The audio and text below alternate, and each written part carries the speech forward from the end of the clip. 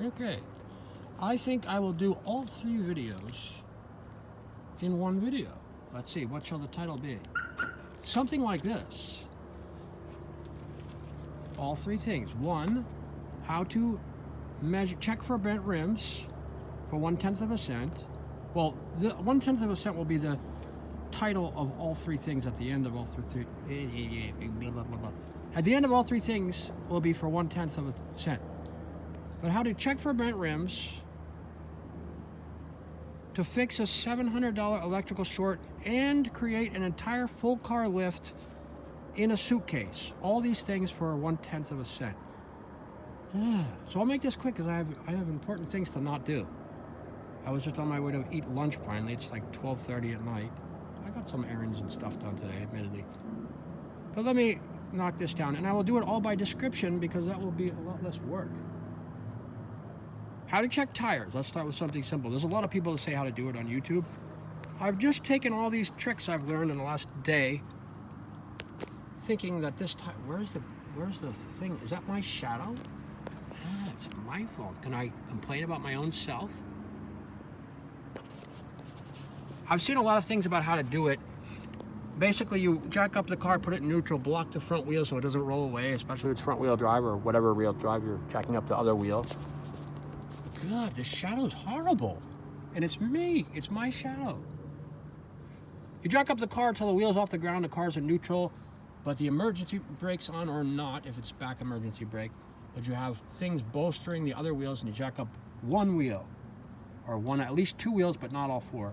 And you have rocks or whatever will stop the car from rolling away. Be advised, when you lift it up, it's tilted, and look at the tilt of the ground. Make sure you know which way the car is going to roll, and you have the wheels backed at least on that side, preferably both sides, but just be mindful of that. That might be more of a roll oomph than you think.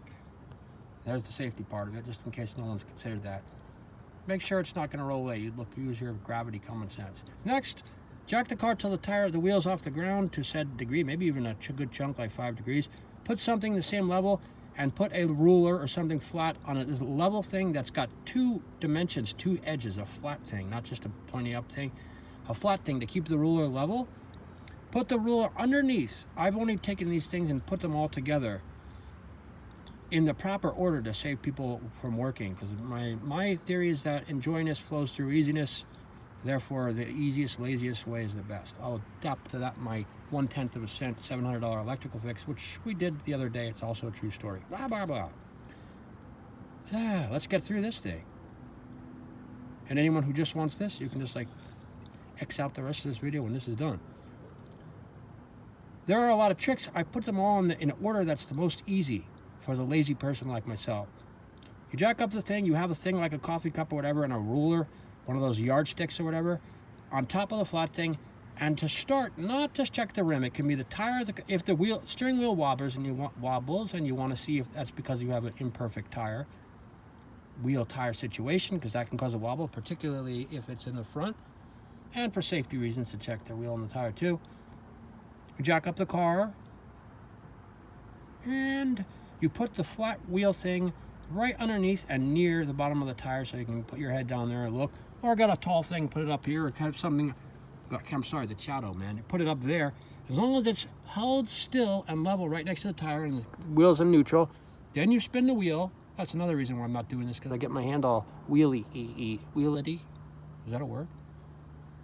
And you see if the tire's got a flump to it. If the tire has no flump like this, even a minute one like this, you have to have a really good eye and not move the ruler thing and not even move your own self from looking, because these are like 1/8 of an inch vibrations that can cause your steering wheel to go do, especially when you hit the brakes or hit the brakes going uphill. Steering wheel wobble. That's one of the causes is an imperfect wheel tire conundrum. Blah blah blah. Anyway, if it doesn't move next to the ruler, you've covered all 5 tests with one test. A lot of people start with the number 2 or 3 or 3 or 2 or whatever, and then you have to go back. But all 5 tests are covered once you see if the tire is not weeble wobbling at all towards the ruler or away from it.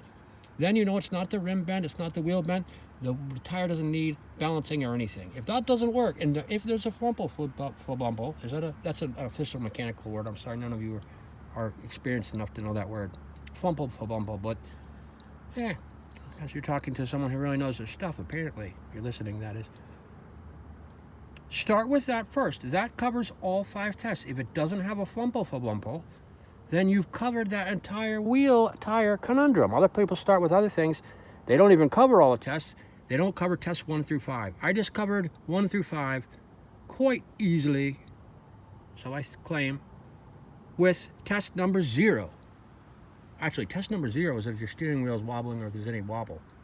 But test number 1 was the outside of that tire, and you did that test. You covered all 5 tests. Here are the 5 tests, and if there is a flumple, then you put next to the coffee cup or wherever, at the same level as the edge of the rim. I guess you have to remove the hubcap. As the edge of the actual steel wheel, a screwdriver right next to the edge of this tiny little edge of the steel wheel, and see if the thing is flying in and out towards the screwdriver. Then you turn the screwdriver flat part so it's horizontal. You put it just underneath that thing. If it didn't go that way, that is. Then you put it flat underneath this thing. You turn the wheel again, and you see if it goes up or down towards this thing. This is minute 1/8 of an inch things. If you cover both, then cover both on the other side. And if all 2 of 2 tests on each side, that is, are covered, then considering maybe you're doing this in the wrong order, then you put that ruler thing next to the tire and see if the tire's got an imperfection. You've already ascertained the rim's not perfect. The reason I'm talking so blurry is because I'm in a hurry to go eat my lunch and all that stuff. Do nothing and all that stuff. Actually, not even. I have to do all kind of annoying chores, still a couple more, but something like that. If those things all passed and your rim is straight, then put something on the top of the tire, turn the wheel again, and see if the tire thing, the test number 1 that was, but you skipped that in this conundrum. If you've already done test number 1 and you found a flumple, then you don't have to do the tire thing because you've already found it. Now you know the rim is straight, and now you know apparently there's an imperfection in the tire in that case. Or if you started with step 2 or 3, then check the rim. On the other side, don't burn yourself with an exhaust pipe. Check the rim both ways again. And then if the rim is straight, then do the ruler thing on top of the tire, depending on the order you did this. Well, I did tell you step number 1 to save a lot of this stuff. Say you started the wrong way. Now you have all 5 steps. 1, 2, 3, 4 for the rim. Get it? 1, 2, 3, 4 for the rim. I'm so funny, it's amazing. And I'm quite impressively humble as well, I might add. Then put a ruler on top of the tires, turn the wheel again, make sure you're viewing it from a still point somehow. I don't know how you hold your eyes and your pace and yourself still, but somehow look at it from a skilled perspective where you're braced and you're still. See if the ruler moves back and forth toward or away from the tire. Then you've checked the tire for imperfections. Now you've done all 5 tests in whatever order you've done them, and most people would think you're done. You found a flumple, and if you said it's not the wheel, it's the tire, most people would think, so there's a tire imperfection. Not true. It can be balancing. Whoever balanced it wrong, etc., or the balancing fell off. The next thing is to check the balancing, because bad balancing can also cause a wheel flumple. Yeah. Now you have all 5 tests, which I guess are 6 tests. Really? I have a 6th sense about these things. But the order. Start with the tire. If the tire doesn't have a flumple, then you've covered all 4 tests for the rim, the test for the tire, even though that's what you did, and the test for balancing, because it's all, at least to that extent, to the wobble thing, it's all covered. Starting with the easy test first, and that's how you test the whole thing for 1/10 of a cent. It sounds complicated, but I just told you the order. Now let's go to the next thing. What were they? Doing all these videos at once because I don't feel like doing these videos anymore. No one watches my videos anyway. What was it? An electrical problem for 1/10 of a cent and something, a full car jack in a suitcase for 1/10 of a cent. Let's get to the electrical problem. This is a true story from about 3 nights ago. I just had this, I had something that I couldn't figure out with this car. It was like, and what they did to fix it, they kept a complete secret. That was the light I was looking for. Man, can you believe that? It was on top of my head. How zen. Let me go back to that again. So here we go. I'll just redo the whole thing. I'm right, you're all wrong. Step number 1 is much similar. It saves you the 5 steps, blah, blah, blah, which are actually 6 steps. And then if it's not, then you do all these things. And if it looks like it's definitely If it looks like it's the tire, not the rim, because you followed out the rim, and it's the tire, don't assume you need a new tire because it'll still be balancing. That's the order to do it, the lazy way, the easy way. Yeah. I had a flashlight on my head and I was whining about it. Whining about my own shadow, but it didn't mention my own dumbness. Yeah. How about I'm doing errands for like 10 hours and I haven't eaten lunch? It's not much of a problem, but I'll whine. A short time ago, I had a weird conundrum where the MAF sensor had it down to where there was a snafu in the MAF sensor in this car. I rewired it. I got a new MAF sensor in case I probably didn't need one, but I got one because everything on the tester said it was the MAF sensor in many ways. I rewired it up and got a new plug from the junkyard and all this stuff. And there was signal going to all 8 pins on that thing, but it looked from every way that there was no signal going from the MAF sensor to the computer, even though they all had voltage. I tested them with an ohm meter, this, that, and the other. And I said, screw it, I'll go to a mechanic. I never do that, but I did, for the sake of laziness. And the mechanic did fix it, and they didn't tell me how they fixed it. They lied. I said, how'd you do it? And they lied. They said they cleaned the throttle body out. Throttle body was already clean. I was clean before I started this or had this problem, and I cleaned it when I got a new air filter, new throttle body, new MAF sensor, cleaned the whole tube and the throttle body and everything. It was double clean. And then they said they adjusted the idle. They did an idle adjustment like you do when you reset a car. Well, this car, all you have to do is idle it for 5 minutes. And obviously I've been doing that because what I had was a wavy idle going up and down 500 or so RPMs every 1.5 seconds. No matter how fast you made the engine go, the thing was still going exactly like that every 1.5 seconds. It wasn't in congruence with the engine speed or anything. It was a really weird problem. And you could see it, even if you had an engine at 2,000 or 3,000 RPMs, you could see it going from 2,000 to 1,600 and back to 2,000. Same thing going on. I don't know what the heck it was. And they didn't tell me. They lied. They said they cleaned the throttle body, which is that thing back there, which was already clean in the first place, plus I cleaned it. And then they say they had the idle adjust. We adjusted the idle. This thing self-adjusts itself. You just idle it for 3 minutes or something.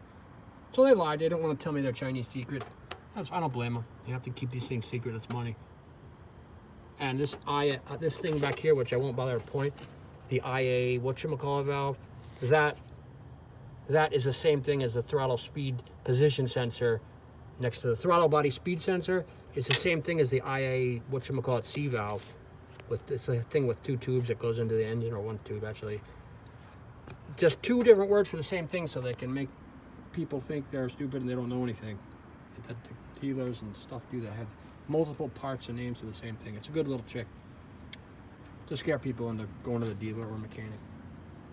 But anyway, they didn't tell me how they did it, but why am I talking about this? When they gave it back, I said, thanks, you fixed it somehow. I don't know how you did it, but thank you. It was a little less than 150 bucks. Then I went to work, did some scam dashing, and after like several hours, all of a sudden, all the lights on this car started flickering and going off, all in different orders. The lights would suddenly go out, the dashboard would go out, the main lights would go out, back on, the car would shut off. I would turn the key off, and the car wouldn't shut off.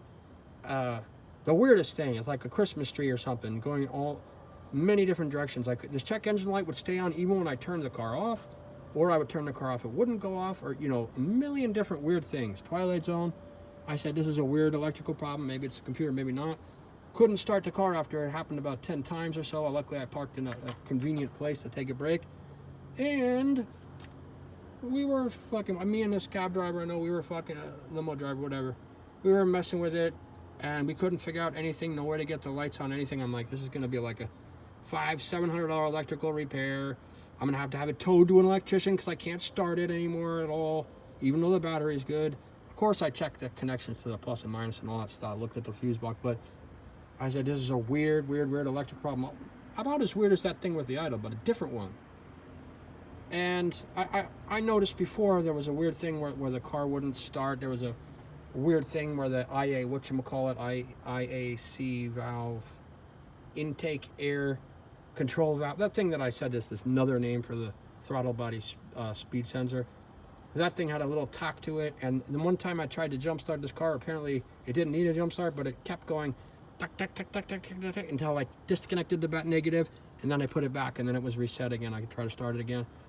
And I found out later that talk was a thing about a voltage discrepancy, a low voltage thing.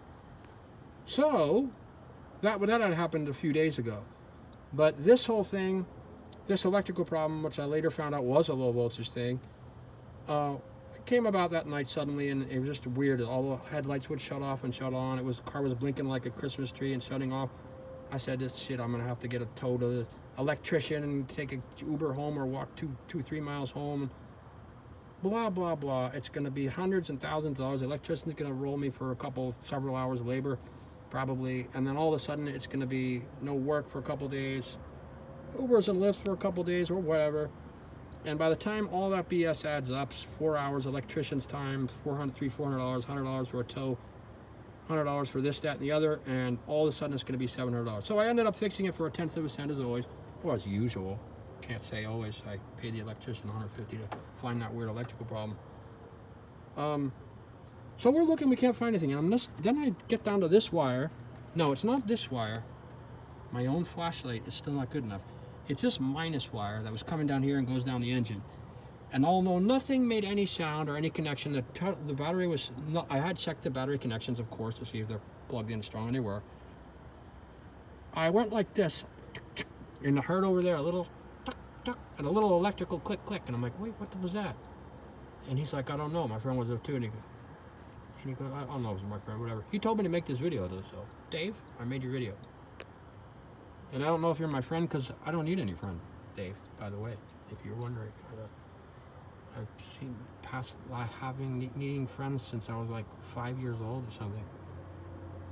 I know friendship's all BS like everything else in the universe, as I've mentioned in my other videos. Blah, blah, blah. I'm an idiot, but still. Friends, kind of irrelevant. One of countless false idols. Look at that. I go like this, and there's a talk over there, and so we're trying to figure out where was that talk. And we figure out quickly enough, it's only, you have to stop doing it for 20 seconds or so to make it happen again. So it's something building up, and there's a talk. Dave was thinking it was the Tempest or whatever that circuit board is behind the fuse and relay box back here is a circuit board or whatever. He was thinking it's a Tempest. He said a lot of those things burn out. He said go take a cab, go tow it to the electrician or leave it somewhere and go get a new Tempest and all that shit. I'm like, yeah, I'll do that. But first, I said, let me try one thing. So I'm wiggling this wire. I'm going to get to the point. I'm wiggling this wire. I'm thinking it's something down there, a short to ground or something. Maybe courtesy of the electricians that worked on my other thing. Who knows? And then he does something up here. He's pushing this thing. I'm like, he does it there after 20 seconds, and it makes it do that talk over there. And then I'm like, he's like, go get your Tempest, dude. And I'm like, well, hold up a minute. Slow down, man. Easiest thing first. I said I'd get to this. Easiest thing first. I said, if it happens here, as if it's something down there, a little tick-tick every 20 seconds. But if you can go it here, he was doing it here.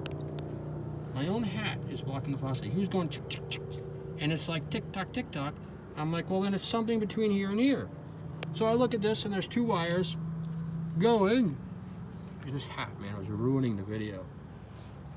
Ruining it. There's 2 wires going that way. This is a 12 Impala, by the way, and it's similar to 10 and other years Impala as far as this battery hookup is going. I can't even see it when I'm not looking through the camera. I guess it's there. I wrapped it up in tape. It's this thing. This thing. There's a plus and a minus wire here. They run on the same thing. This big plume right here has a plus and a minus, and that little wire, which I redid, this little one, I'm not sure what that does. And it goes up there and it wraps behind the fuse box. It wraps behind this thing, goes into the fuse box and into the Tempum or whatever it's called. 4 big plumes of wires into this. I'm like, well, I think maybe in here somewhere, since this thing is between this and this. By the way, all this is beside the point. So let me wrap this up. I'm saying it's somewhere between here and that negative battery connection. But there's this wire here. I'm like, but this wire,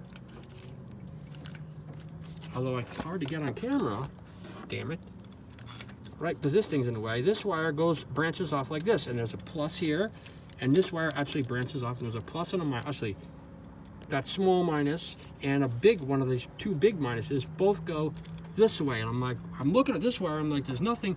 And I'm telling him, like, between here and here, something happened, so it must be these wires. I start untaping it and all that stuff. And I'm like, well, dude, and I look at the whatchamacallit, the tempo box and all that stuff, where it's going in, and I'm like, this doesn't make any sense. Finally, I go like this one more time, and I go, and all of a sudden, what looked just like this, it looked like it was a really strong connection. One of the negative wires just goes thump and pops out completely. Apparently, it was only in enough to make rough contact, which is causing the voltage problem that I had several days ago. It looked like it was in, sounded like it was in. The connection was good. Wiggling it didn't do anything except for what he was doing, that wiggle like this thing. But what he was doing was making a barely connected thing inside that was crimped and everything into 4-gauge wire inside a rubber connection that wasn't connected at all, hidden by this thing right in front of our face. Come out like a piece of cake. And he still told me to get a temp. I'm like, Dave, don't you know how to do things the easy way, man? Tappert is the beginning problem of the whole universe, or something like. I didn't say that to him, but I'm saying it here. I mean, it's not a problem, but it's a big obstacle. So I'm like, before I get a tempum, I said, well, I think I'll just do the 2-second thing and put this tempum, this fuse box back together. We had it taken apart because I don't know why, but we had it taken apart. I'm like, let me put this back together. So I did. I put it back together. Connected the wire just by tightening it down. This butterfly bolt, you know. The wire was meshed, but I just did it. The friction in the wire itself wrapped around the post for temporary, and I tightened it. And I used the other thing, the thing that had nothing attached to it, just as a flat thing. And I tightened it. That kind of lasts forever. But I went home and I fixed it. But the car started. I went home and fixed it the next day. Total price 1/10 of a cent. And now for the interesting thing. Oh, by the way, total point of this video is it was the easy way, because it was invisible. I did try the connection and everything. Nothing worked, and with no effort, I went like this, just easily, intuitively feeling it. And I went like this, and I heard a click over there, and I said, dude, that's something. There's nothing, nothing was alive electrically in the car until I heard a click. I'm like, this does something. This could lead somewhere. And then we just started figuring it out until, again, light wiggle, try, and wire came out. Easiness, I'm not an easiness buff, although, like I said, enjoying is close to easiness, so there's intuition there. And the total price, in the end, was a new connector, which I had plenty of. So I'll write that off as 1/10 of a cent, and that was about a $700 repair, another $700 repair for 1/10 of a cent. All right, that's good. Now for what might interest people. By the way, as far as this full car lift is concerned, inside a suitcase for 1/10 of a cent, do this at your own peril. You know, I could produce this and all this stuff and sell it, and then someone could get killed, and it would be like me that's at fault. Someone could get crushed or whatever. I could get crushed, but anyway, someone else could get crushed, and it would be like my fault for not being an engineer and inventing this stuff. So do this at your own risk. This video is getting really long. Let me do the last thing. There are 2 parts to this jack. I invented it because I'm sick of going to a mechanic for everything. It's not this car, but I had another car with like a pretty bad power steering fluid leak and transmission fluid leak, and I couldn't. It was like could rinse it off, but I don't want to get underneath it to rinse it off because the oil would be like pouring on me and stuff. I don't want to I want to lift up the car like 3 or 4 feet. This full car lift for 10 cents, it only goes up 39 inches or so, by the way. But it's enough if you get a small stool with wheels on it, a short stool, you can be sitting up, rolling around, pushing your little wheel roller around in there, like sitting up straight, not bumping your head, and doing all repairs. Hey, it's easier sitting down.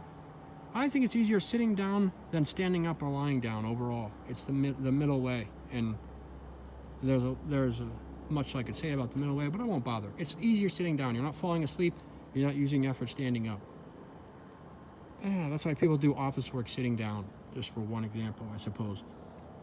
So it's only 3.5 feet high, but it's enough. If you got a small stool with wheels on it, you can push yourself around. You can do all kinds of, you got a tough small stool. You can do all kinds of repairs. You can take out transmissions, engines, whatever you do, you know, if you're smart about it, careful, etc. Anyway, it does fit inside a suitcase, etc. There are 2 parts to this full car lift. One, is the jack, 2 is these weird blocks. The blocks are, I'll start with the blocks, why not? 12 inches by 5 inches, 12 inches square by 5 inches. And I say 5 inches because this thing has 4 strong posts on a telescopic posts on the corners of it that can be raised 5 inches again and again until the thing is 20 inches tall. Starts out 5 inches tall, can be raised to 20 inches tall, and needless to say, the very top flat you can put a jack on. Even have the perfect jack. It's a jack that also raises from 10 inches to 20 inches, and it can be slid onto it in a way that it can't slide. So the total height of these jacks is, like I said, 39 inches, but it will be 12 inches by 12 inches by 5 inches, and there'll be 4 of them, of course, 1 for each thing. Maybe a 5th one for the center. This car you can only jack up in the center of each time, because once you put jack stands on the pinch weld areas, you can't put a jack there, or vice versa. But there is a place in the center by rear crossbar and front crossbar, and you can jack it up in the middle and then put these things in it. But because of the differential per here, you can only jack this thing up 5 inches at a time, and then 10 inches because that's 5 inches higher than this, and so on. So it's 5-inch staircases. And there's always two wheels on the ground or on jack stands. You're jacking up one, so it's a triangle, rectangle thing of a jig. It's always on at least 3 stops the whole time, and then when you lower it, say 3 stops again. So this block thing, well, I said 12 by 12. If you have a jack that's 39 inches tall, that's a little tippity. However, on the 12, I will use my hand, an L-shaped thing that's on the inside of the 12, you go like this. How's the L shape? Here's the edge of the 12, the outer edge here, and the inner 12, the total 12-inch squares here. Here's the one of the outer edges. You have a L-shaped thing that's in here and along the ground, inside the 5-inch square. When you're getting ready to do this thing, you take this whole thing and you move it like this until, oh, sorry, can't move my hand like that, especially not on camera, until it's like this. But basically, until it's like that. The same thing that was like this, goes do. You move it like that, and there's one of them on each of the 4 corners. It's 5 inches long. That takes the 12-inch thing or so and moves it to 21 inches. Now, and so once they're out here, this is outside. I'm sorry, I have no more hands. The rectangle's here. This thing is now outside the rectangle. It can't go like this anymore. No, it can't go like this anymore, but it could still go like this. No, it can't go like this. That's the whole point. It could go like this, but it can't. The ground is below my thumb. It can't go like this anymore. This is resting against the 5-inch square. This thing's, my thumb thing side of it is on the ground. No big deal. I can still go like this, you say, but the other side's got another L over there. It can't go down like this. And if it can't go down, and it's attached to the same square, braced to the same square, there's these flat rods across it, then this can't go this way because the other one can't go, and this other one can't go this way because this one won't go. The flat thing where my thumb is along the ground, 5 inches by 12 inches. And there's another 2 over there and over here. And suddenly, the bottom brace of this 5 by 12 is suddenly 21 by 21, or 21 and a half by 21 and a half. Now, the bottom of this, in retrospect to 39 inches, is the same triangle shape as a regular jack that's 10 inches, goes up 20, 15, 19, 20 inches. On top of it is a regular jack. I think maybe someone could figure out what the hell I was just babbling about there. The telescopic things that go up, there's pins each time you raise it 5 inches. In the region, you raise it 5 inches at a time because you can only raise the car in small increments so that the jack doesn't fall over or isn't too tilted. There's not too much tilt on the pinch welds, not too much angle on the pinch welds and everything. On top of that is a regular jack that you have to make adapters for pinch welds because the entire car industry is strangely dumb and they haven't made any jacks for pinch welds, full floor jacks for pinch welds. I have another video that shows how I already made one. You weld it together, although floor jacks are whatchamacallit, I forget, it's not carbon fiber, but it's cast iron. It's hard to weld steel to cast iron. I welded these things together. They're just like a jack stand thing. And then to glue that steel to the cast iron jack, which is like well fitted and everything, glue, whatever, high steel, Gorilla high strength steel glue, or JB Weld, this, that, or the other. And then you have a jack that's 4 pinch welds there and there, etc., all 4. And the jack will be melted to the top of this thing, and we're able to slide into the top of this thing, I should say, in ways that it won't be slipping out at all. And then you have 10-inch jack. You can raise that up 20 inches, and at some point raise this part up 10 inches. Then the whole thing's 39 inches. That's the stands. All those things, when they're folded up, will be 12 inches by 5 inches. You can put them all in 20 inch by 12 inch in the proper suitcase. And then lastly is, next to them, is the jack. You can make 2 of these jacks if you want. If you're too lazy to move it from one side of the car to the other, you can make 2 more of those square jack stands, put a scissor jack on top of it with a impact driver, and just raise the impact thing and move it over, or move both the 12-inch thing over and the scissor jack, and raise that up 10 inches, then 10, 10, 10, 10, 10. Finally, when you're at the top of this 10, just 5 more for this one. And when you lower it, the whole same staircase, triangle, rectangle way. Then you don't even need my fancy jack. Here's the fancy jack part. I said I'd do the stands and the jack part. The jack, if you want to get snazzy, and you can just put that in the middle of each thing and move it to the other, or you can get 2 of them, and then you don't have to move. You can just hit a button, and each one will go up 5 inches. Or just put it that way. It's not that heavy. And then you lower it, and then you're on the jack stands each time. And you carry the thing over here, move that one up, and so on, so on, so on. So if you're lazy, get 2 of them. If you're really lazy, get 4 of them. You don't even need any of these jack stands. But if you're lazy, semi-lazy, get 2 of them, and you leave them both on the background. They lift by themselves from 5 inches to 39 inches. These are jacks that you hit a button, and they lift from 5 inches to 39 inches. But you don't want to do that much, because it's too much strain on the pinch holes. The car could be tippity for on back. 5-inch, if you're doing it from the center, 5-inch chunks, meaning 5 higher, 10 here, which is 5 higher than the other, 10 here, 10 here, 10 here, 10 here, and then the last 5. And vice versa when you lower it. I don't know, me myself, I would just get 1 of these things and that's it. I would have 4 of the fold-up jack stands, telescopic jack stands, and the modified jacks maybe on top of them. And the way you do it is you start with the center, you put the regular jack there, they'll be on a flat piece of metal that fits on top of the 5 by 12 box or whatever. Actually, it will be 7 by 12 because it's just a way that you put holes in the metal. But anyway, I didn't go into all the details. That's what I would do. I would just get a regular scissor jack and maybe a 5th one of these 5 by 12 telescopic things and move it back and forth and just till you jack it up. And when you're ready to lower it, put it the right one, lower it 5. You're still on jack stands, then over there 10 inches, 10 inches, and then 5 inches. And you're done. But here's the fancy jack anyway. Maybe 1 just for the center if you want to be kind of snazzy about it. The jack is like this. It looks something like a scissor jack. Although, as I said, it goes from 5 inches to 39 inches. I wasn't lying. Don't try it like by itself, like you're going to tip the car at some weird angle, because all kinds of things could break, including the car could fall over and the jack could bend. Like, you got to keep things straight, metaphorically and literally, somewhat. These jacks aren't, even this is not super strong.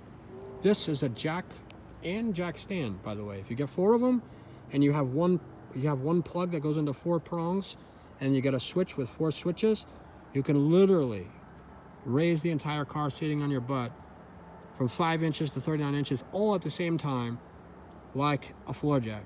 And this will also fit in a suitcase, and it will also be 1/10 of a cent. Here's the jack. I know everyone's sick of me babbling. I'm sick of it too. I gotta go do some stuff. The jack looks something like a scissor jack. It is a flat thing that looks like a scissor jack, but it's 2 scissor jacks welded onto a flat thing. They're 2 scissor jacks moving as one beneath it, but they are, if I can remember it, I'm so tired. I don't remember it right this second. I certainly had to figure it out. It was like 2 things. One of them is 27 inches and the other one is 17 inches. And when they finally go up like a scissor jack, pardon me, my hand doesn't look quite like a scissor jack right now. When they finally go together or near together, they are 39 inches. They're not going up like a regular scissor jack. They're welded to the middle of this thing that is several inches, maybe 10 inches across, and they are sticking out 27 inches or whatever. You know, they are not, because the 2 that are welded onto the flat thing are about 10 inches away from the center, then they're 17 inches. They will mesh up with the 29-inch, I believe 29-inch actually, thing that's going back to the middle, which is a jack with a hole in it like the jack I have. You can attach a flat thing to put on, or an adaptive thing to put on the bottom of each crossbar for the center, or you can attach a thing like it can't be too. Oh, I can't open this. Nabbit. What do I need to show it, really? Hold on.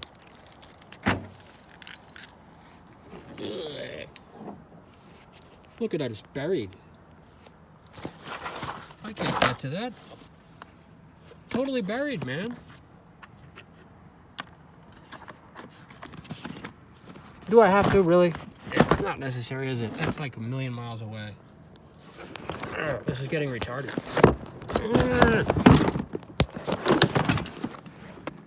And that thing I made, it's got rubber slid into it. It's a common thing on eBay, but it's all flat metal. It's got rubber slid into the rectangle of it so that the pinch weld will line right up to it. It's a little bit too long considering the angle this jack will be raising the car at. But then again, if there's 4 of them, it's irrelevant. It raises the jack all at one time. It's my fault for doing this, because now I have to go to the library and put this thing together. It sucks. Or maybe Kinko's or wherever. Hard to merge videos together on a cell phone. On a YouTube video. Damn you! I mean, damn you!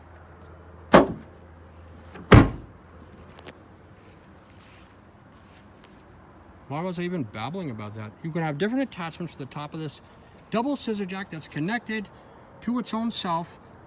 It's like cattywampus. 17 inches, about 10 inches from the center by the base, and then 29 inches like this, and then to a flat thing on top where there's a round hole, just like you saw in that jack in there, if my camera worked at all, where you can put a flat thing or adaptive thing for the cross member, or that kind of thing for the pinch welds. And then it's all in the middle of it, a rod connecting the 2 scissor jacks together is a winch or a joist hanger, whatever they're called, the thing that rolls up with a coil. It can squish the jack together, raise it up 39 inches, or slowly let it go back to 5 inches. And when it's on the ground, it's about 10 inches by 20 inches, but the scissor jack parts of it, or whatever they're called, are sticking out maybe 40, 50 inches. They'll be put sideways in the suitcase next to the 12 boxes, and then the box will be 15 inches by 40 inches. There's a box for it perfectly at Walmart. There's 2 actually, 50-gallon rectangles. One is just for carrying stuff. The other is actually for carrying tools. It looks really boxy and strong. One's 43 bucks, one's 100. They'll both work if you're careful. You can even use the crappy one that's like a giant, it's just stuff like a thermos or whatever, but I suppose the $100 one's better. And then, or just get any kind of cool toolbox that's 50 inches by 12 inches by 12 inches with wheels on it. And then the entire full car lift will be something like $700. If you just use the scissor jack, it'll be $500. If you get 4 of those giant scissor jacks to lift the whole car up at once, that'll be like $1,000. Or if you got those 5 things or so, that'll also be like somewhere between $500 and $700. But it will all be in a suitcase. And how is $700, for example, or $750 with a suitcase? 1/10 of a cent. Very easy. Every time you go to a mechanic, because it's much easier to work on a car level that's lifted off the ground, so you can see and lifting up all 4 things at once, you spend an extra 50 bucks that you wouldn't have. So once you go to a mechanic 10 times, or in this case, let's say it could be 10 or 20 times for the $1,000 jack, or let's say in the $750 average, 15 times to go to a mechanic. Let's say you go once a month for a year, then you have saved that $750, and what is left is the price of Windexing off that suitcase a little bit. You'll need like 1/10 of a paper towel. You've already washed your hands, but you have to, I don't know, use a paper towel a little bit more. Won't cost a penny because it's only 1/10 of it, but it will cost 1/10 of a penny, and that will be the total cost of your full car lift in a suitcase. This is a true story. So is the electrical story. So is all the stories I put, but I talk too much. That doesn't change. Yeah. You would never know.